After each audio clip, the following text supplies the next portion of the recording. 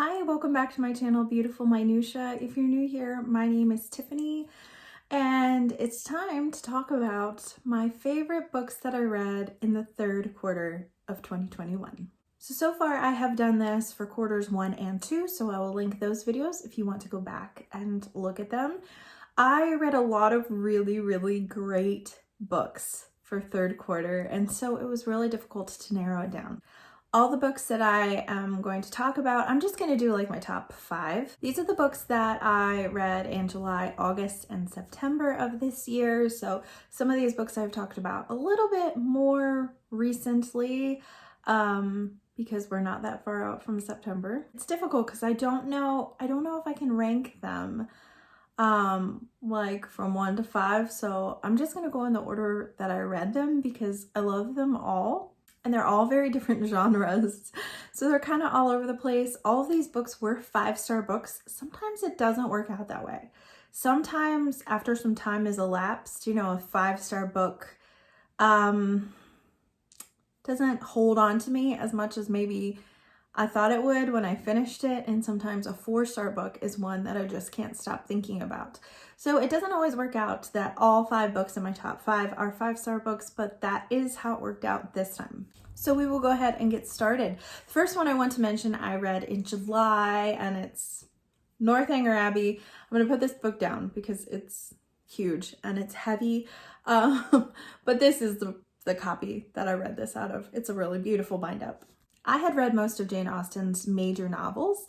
The only one that I hadn't read was Northanger Abbey, so this summer for Jane Austen July, I decided Northanger Abbey was the one that I wanted to read. Oh my goodness, Northanger Abbey might be like my favorite. It's one of my favorites. Pride and Prejudice might still beat it out, but I loved it so much. It was so much fun. It was actually Jane Austen's first novel that she wrote, and I just absolutely adored it. So it is about our protagonist, Catherine. And Catherine is just this sweet little cinnamon bun of a human being. She is so naive, really young. She doesn't really know the ways of the world, and she travels to Bath with some family friends. She encounters a lot of people there and genuinely loves and believes the best of them all, but unfortunately, she's not exactly a great judge of character at this point in her life. She also really loves novels, like sensation novels, which were really frowned upon for ladies back in this time. And so as a result of that, as a result of her head being in these novels so much, she tends to see these situations and think things are happening that are not happening. That is just hilarious and really fun. And so there was a lot of humor in this, a lot of wit. And Henry Tilney is probably my favorite Austen love interest. I just love him so much. He is just the best. And the relationship between the two of them actually kind of remind me of the relationship of my husband and I, particularly when we first got together, because I was definitely the more naive one, and I'm still the one who always believes the best of every person, and I'm very emotional, and I get let myself get carried away by my emotions or my imagination and overthinking things, and my husband is the one who grounds me and kind of brings me back down to earth.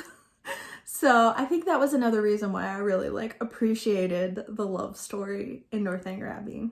The next book that I put on this list is Tortured for Christ by Richard Wurmbrand. I read this one also in July, and this one is really hard-hitting. So Richard Wurmbrand lived in Romania, and it was at the time where the Soviet Union was just kind of taking over everywhere, and they came over into Romania and took over and basically tried to make it a mostly atheistic nation, kind of like they did with Russia. They did allow churches to continue, but only if the churches would say exactly what they told them to say, and that the pastors would basically be secret spies that would basically rat out the people who were not fully compliant to the government. Richard Wurmbrand was imprisoned multiple times, I believe for a total of 14 or 15 years. I can't remember exactly. And oh my gracious, some of the things that he details that he went through in prisons were just really difficult to read. But this book was mostly written to the Western Church. So he shares his experience and then basically says what are you doing to actually help your brothers and sisters who are struggling? in other places. Like, what are you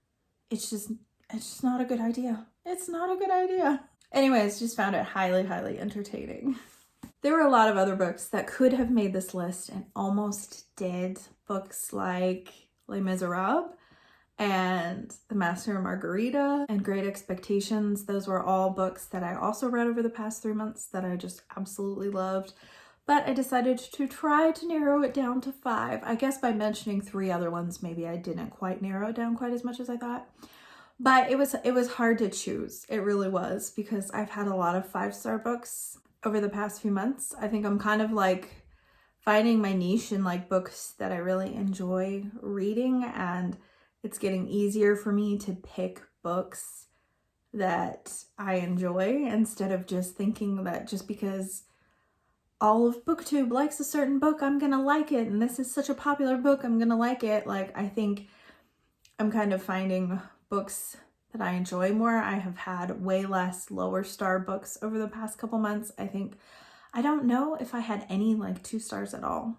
I think they were all like 3 stars and up, and I don't think I had any DNFs either. Maybe I did. I probably should have looked at stats for that before I did this video, but I didn't. Anyways, thank you so much for watching. I would love to hear from you down in the comments below. What were some of your favorite books from the 3rd quarter of the year? Were any of them like big surprises to you? Because I would not have guessed when I decided to read Jurassic Park, I would not have guessed that it was going to be a 5-star book, or that it was going to end up being one of my absolute favorites from the 2nd quarter of the year. Same with Treasure Island, actually. I expected C.S. Lewis to be in there and Northanger Abbey, but other books like just totally took me by surprise, which is always really fun when that happens. If you liked this video, please hit like, and I would also love it if you would subscribe so you can continue to see more bookish content from me, and I will see you again next time.